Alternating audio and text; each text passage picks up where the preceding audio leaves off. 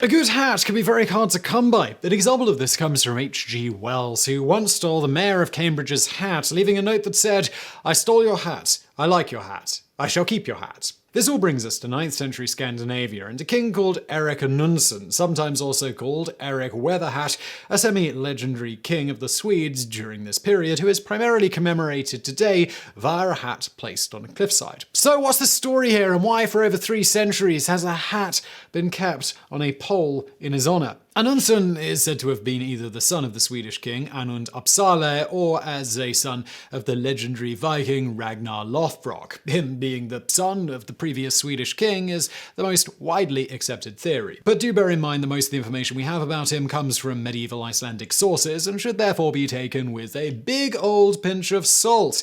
The tale that has the most to tell us about Eric is the saga of Harold Fairhair, where he appears as an antagonist to the saga's hero, in this case the Norwegian king Harold Fairhair, but his name does appear in other works of that era as well. The oldest reference we have to mention the name Eric Weatherhat is Saxo Grammaticus's Deeds of the Danes, written in the 13th century. In the Hervarar saga, Eric is described as a mighty king who is highly successful in expanding his realm in the lands of the east. In the Heimskringla, written by Snorri Sturluson in the 13th century, a character called Torgny the law speaker relates an anecdote about King Eric, where he mentions that Eric as a young man went on Viking raids each summer and had conquered the regions of Finland, Kurjalaland, Kurland, Estonia, and other eastern countries. He also mentions that there were still earth bulwarks, ramparts, and other great works to be seen in these regions that had been built by King Eric, and that he was a humble man who would listen to what each of his subjects had to say to him.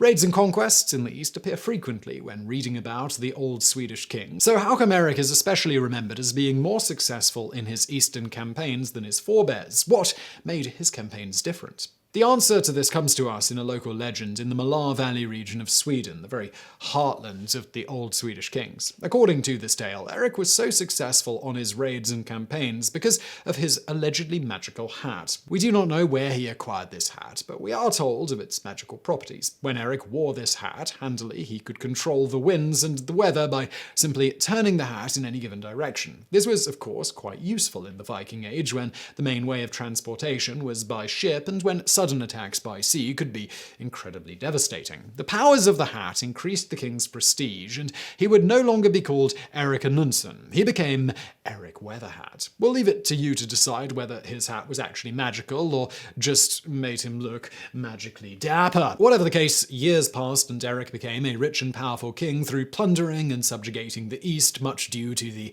magic of his powerful hat. As he grew older, however, his earlier humility had left him and he became very ambitious and now sought to rule the West as well. He made plans to greatly expand the Swedish realm by incorporating the disputed regions in modern-day Western Sweden, and even to conquer another country, Norway.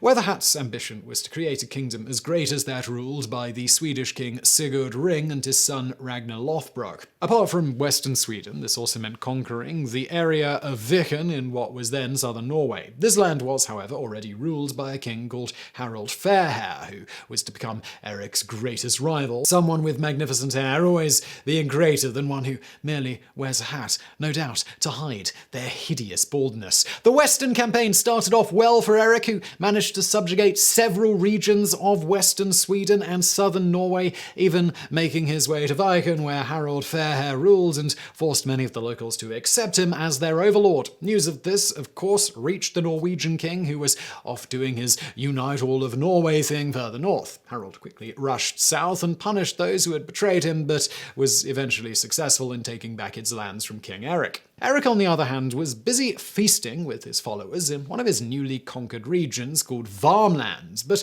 one day he was approached by one of the richest farmers in the region called Aki. He invited him to a feast. This suited Eric well, as this was what he was doing anyway. Unbeknownst to Eric, however, was that Aki had also invited King Harold to the same feast. In order to fit both kings, Aki had to build a new longhouse that was much grander than his old one. He also decorated his new longhouse in a more elaborate fashion and bought some new blue tapestries and beautiful dishware fit for a king and his retinue. He meanwhile decorated his old longhouse with worn tapestries and dishware that was still beautiful, but had seen many years of service. When both kings arrived, Ake invited King Harold to his new longhouse, while he offered Eric the old one. After the feast, Ake walked over to King Harold and offered him his son Ube as a servant, which King Harold gladly accepted, and even referred to Ake as a friend.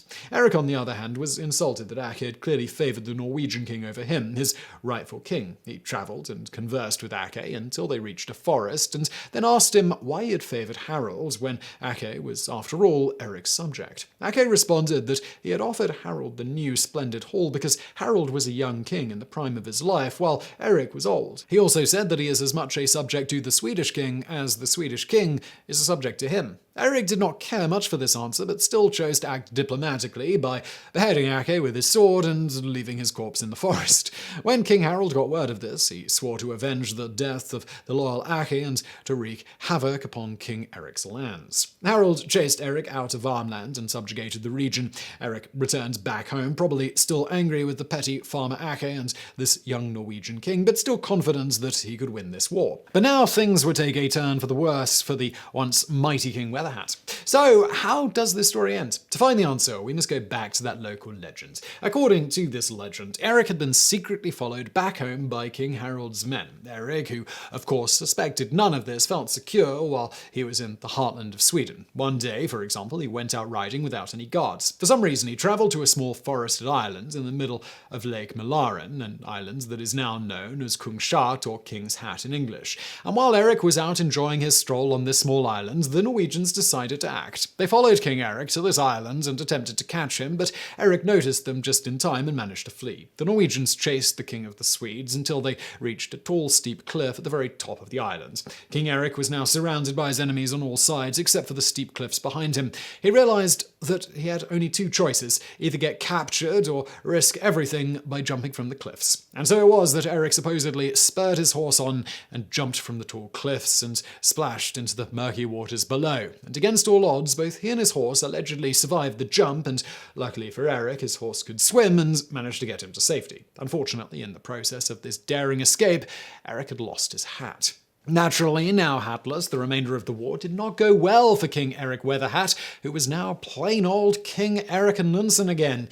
He lost all the territory that he had gained in the war and most of western Sweden. King Eric died around 882 to 895 AD and was succeeded by his son called Bjorn, who would later rule as King of the Swedes for a very long time until he had a son named after his once glorious father. This son would later be known as Eric the Victorious. So, what are we to make of this tale? Is there any truth to it? Well, since the story is based on medieval Icelandic manuscripts and a local legend, it is quite easy to dismiss it as pure fantasy. But there is likely some truth to the tale of King Eric, as his name shows up in many different manuscripts relating to the period. How much is true, however, much more difficult to say. It is definitely possible that there was once a Swedish king called Eric who was successful in the east, but was defeated in the west by Harold Fairhair. The regions they fought over could have existed in a power vacuum left there by the weakened Danish kings towards the late 9th century. The tale of the magical hat is likely just icing on the cake, however, conjured from an obscure reference to a legendary figure named Eric Weatherhat in the old sources. But that did not stop the locals on the island of Kungshat from erecting a big hat on a pole on those very cliffs in the early 17th century. The hat has been replaced several times, but still stands at the top of the cliffs to this very day, from where it is said that brave King Eric jumped to escape his foes. The tale too has stood the test of time and is still told today when travelling past the hat on the pole. And at least since the 19th century, it has been a tradition when passing the hat to take off your own hat in salute to the king's lost artifact, or if you are already hatless, to just give it a good wave. If you do so, legend says you will tap into some of that glorious hat magic and have good luck with the weather for the remainder of the day. So I really hope you found that video interesting. If you did, please do hit that thumbs up button below. Don't forget to subscribe, and thank you for watching.